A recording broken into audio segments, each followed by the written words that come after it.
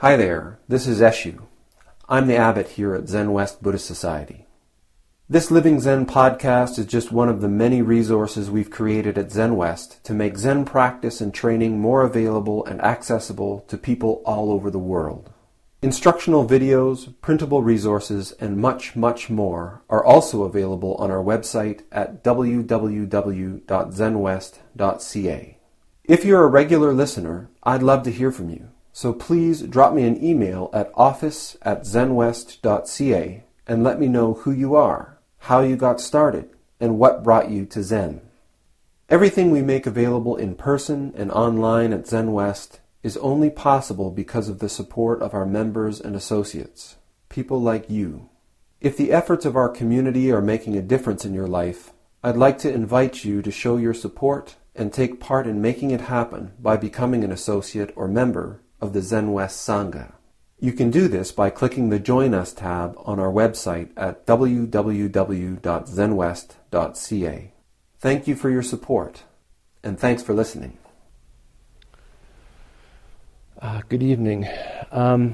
This Sunday at the Zendo, I initiated this custom that we're going to start with everybody bringing their hands palm to palm and just bowing together when somebody starts to talk. Take some ease, be comfortable through the talk. You don't need to be completely rigid. I like people to be comfortable so that you can hear what's being said during the talk. When the talk ends, there'll be a bell to indicate that the talk is ending, and again we'll just bring our hands together and bow just to acknowledge the offering of the talk that's been given. Tonight I wanted to talk about people, all of us, and our approach to practice. I think that it can be said that in almost every case, we come to this kind of a practice concerned about ourselves. Selfishly, you might say. We selfishly come to meditation practice. In a lot of ways, we come to meditation practice in the same way that we have gone to many other kinds of things because we feel like something's missing, because we feel like we may come to completion. We may be satisfied by capturing something, by obtaining something, by having something. Maybe we come to meditation after pursuing satisfaction and gratification in many other things. We do it all through our lives, chasing after wealth and chasing after relationships, chasing after degrees and praise and approval. And sometimes we accomplish it. Sometimes we attain the things that we're pursuing. But isn't it the case that even when we do succeed, even when we do come to completion, the satisfaction that we experience in that completion is fleeting at best? Almost before the ink dries on the certificate, we're on to the next thing that we need to do to be better or to be more fulfilled or more complete. The complement to that pursuit of satisfaction is what we spend the rest of our lives doing, which is avoiding the things that we feel will diminish us or harm us or that we find about ourselves uncomfortable or unpleasant. So we're always kind of caught between these two poles of chasing after something while we're also kind of running away from something else. And even when we come to meditation, often I think it's the case that we're running away from something. And many people come to meditation for refuge. My mind is so busy. My job is so busy. My kids are so crazy. My relationship's so hectic. I just need a place where I can think. So we come to escape through meditation practice. Or maybe we come to grasp enlightenment, peace of mind, liberation, mindfulness. We want to have more clarity and focus, be more productive through meditation. All these things, just other manifestations of the same tendency that we manifest in our lives in so many different ways, trying to get something because we feel like we're lacking it, or trying to avoid something because we feel like we'd be happier, better off without it. Something's got to get you here. And whatever it is, it's normal. I have yet to meet the person who stepped in the door and says, "I am here for the benefit of all sentient beings." Because the person who's sort of manifesting that really doesn't need to be here. The challenge comes, I think, when we have been coming for a while. When we begin to engage in this kind of meditation practice consistently for a period of time. Because that anxiety, that sort of neediness begins to slow down. Zazen has been called the backward step by one old Zen master. It's been called the still point by another Zen teacher. This is a place where amidst all of this chasing and running away from, we can finally come to stop. To just stop and be immersed, dissolved, melted into the unfolding activity of this moment as it is. For the first time, maybe, we have the opportunity to experience, not just think about, not just conceive, but to genuinely experience that just as it is, just as we are in this very moment, we are complete. If for a single moment, in a single sound, in the activity of chanting, or in the activity of sitting, or in the activity of walking, our desire to attain or obtain, our desire to get away from, to avoid, drops away, and we're immersed in the activity that we're engaged in, even for a moment. We can have this experience of completion, things being complete just as they are. I am complete just as I am. There's nowhere else to go. There's nothing else to do.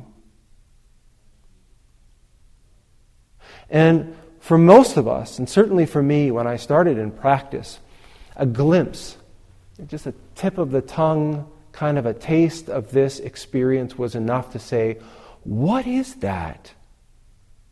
Why is it that I'm spending so much of my life in this state of agitation, feeling like I need something or need to be rid of something, when just the smallest taste, and I know that there's nothing for me to do. I don't need to do anything to be complete. Already, just as I am whole. Already, this very moment, just as it is my true home. And it's not rooted to this place, and it's not rooted to these people, and it's not rooted to today. This moment that's in front of us, unfolding over and over, is our true home.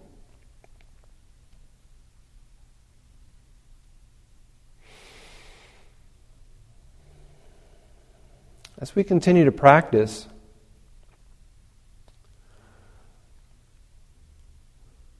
as our minds and our bodies continue to settle, as this agitation to pursue and to escape settles down, our eyes, our hearts, our minds begin to perceive our circumstance, to become aware of our life situations much more clearly, more and more clearly.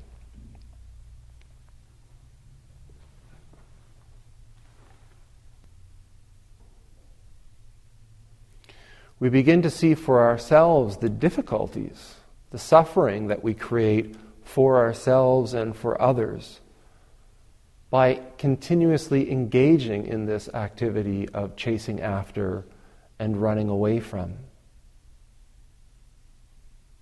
We begin to become more and more aware of how our willingness to be with what's unfolding before us has a direct impact on our experience, on our sense of completion, on our awareness of being at home in whatever circumstance we find ourselves in.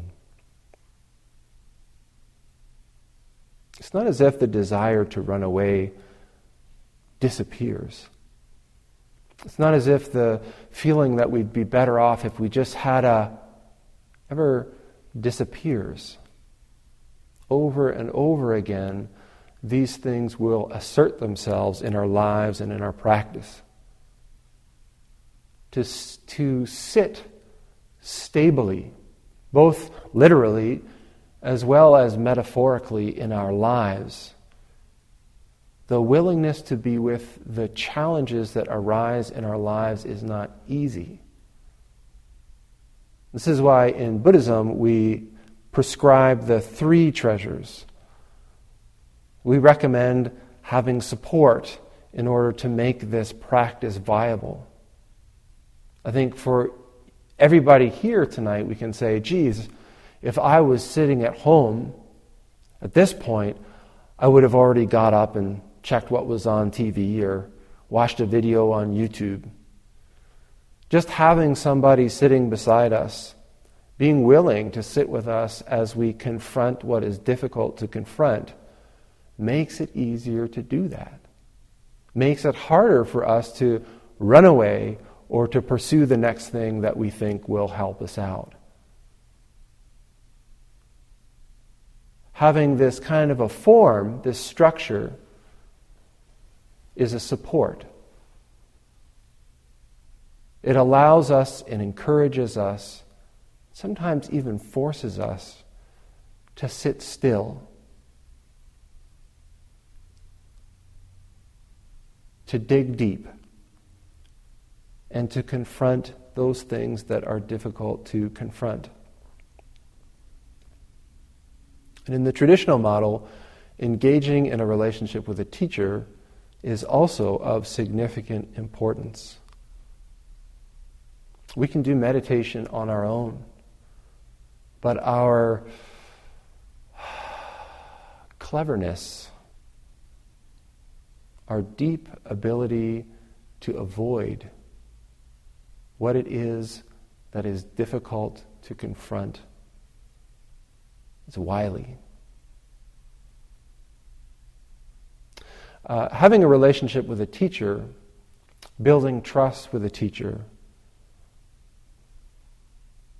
is to utilize a support and a tool that can check you, that can call you, and that can hold you to account when you aren't facing what is difficult to face.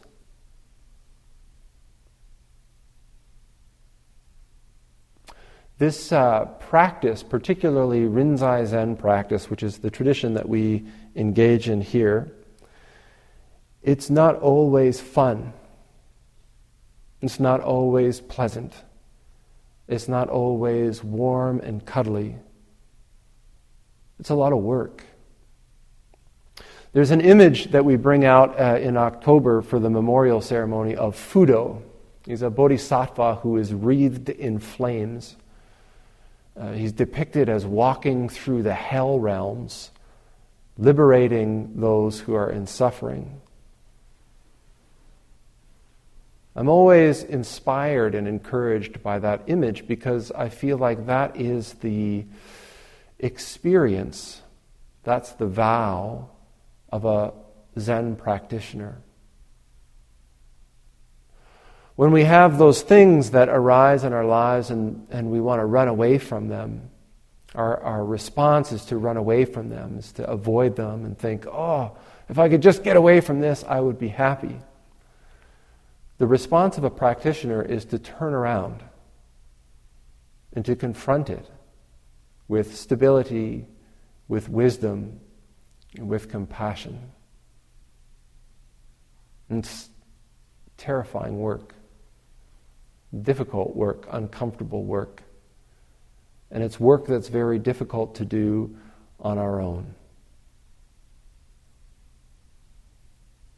So this evening is an opportunity for us to just stick our toe in the water. Maybe it's our first time and we're seeking refuge. We're seeking a place of peace, of rest. And certainly practice can be that. But just like any situation where we're relieved of our distractions, well, we're relieved of our distractions. When we're relieved of our distractions, we begin to notice other things. We begin to notice the things that are operating behind the scenes and under the surface. And when we notice that these are things of our own creation, of our own making, we begin to realize that it's our own responsibility to address them, to confront them, and in the end, to let them go. Nobody else can do it for you. Not your teacher, not your community, not the form itself. Just you. Thank you all for coming to engage in this practice together tonight. It's